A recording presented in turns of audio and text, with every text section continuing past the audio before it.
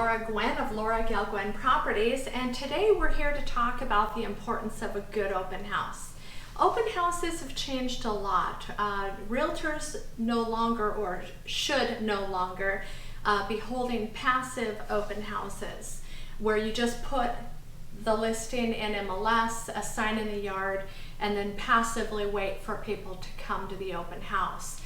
We do things a lot different here at Gail Gwyn Properties. We're professionally trained by a coaching and training company. To give you kind of an idea, I've got my checklist here. I'm going to just quickly rattle off how we do them differently and how we get such large numbers through our open house of qualified buyers ready to buy. The first step is obviously be in the best condition that you can possibly be in when you come to market. We have an entire pre-listing checklist process for making sure that the home is ready to come to market in its best condition. Social media marketing is incredibly important, as well as using professional photography and video.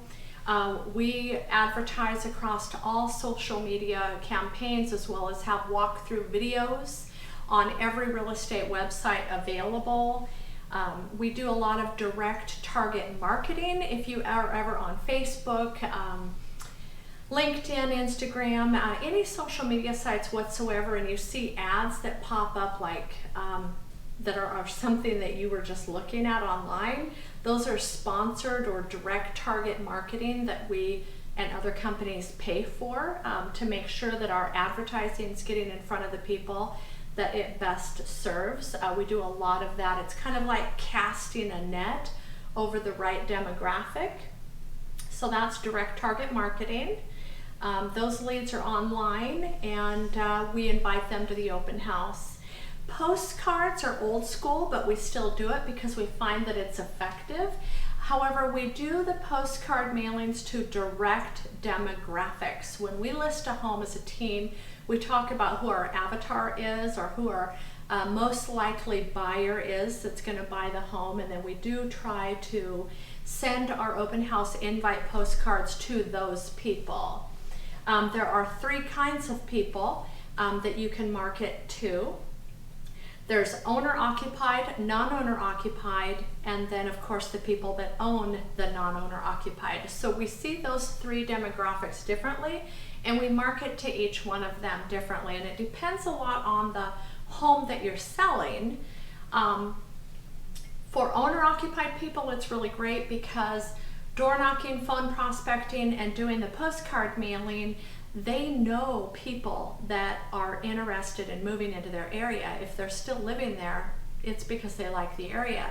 So door knocking and using your scripts to ask who they know that might be interested in moving into their neighborhood is really valuable. Then we have other scripts incorporated, so we'll be able to filter out quickly in a matter of seconds whether or not they have any interest in moving. Again, sales is a numbers game, and it's about using scripts and dialogues. The non-owner occupied people, it's really easy for us to have our calculator. We just ask them how much they're currently paying for rent. We reverse engineer those numbers by taking out the taxes, insurance, and possibly mortgage insurance if they don't have the 20% down, plug in the balance, and then reverse engineer that number, and that shows them quickly how much they can afford to buy in the terms of a loan for the monthly payment that they're paying.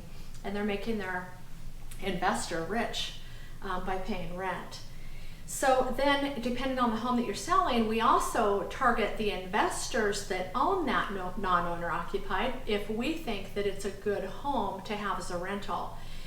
Because those people that already own non-owner occupied properties in the area should add that to their portfolio, especially with money being so cheap right now.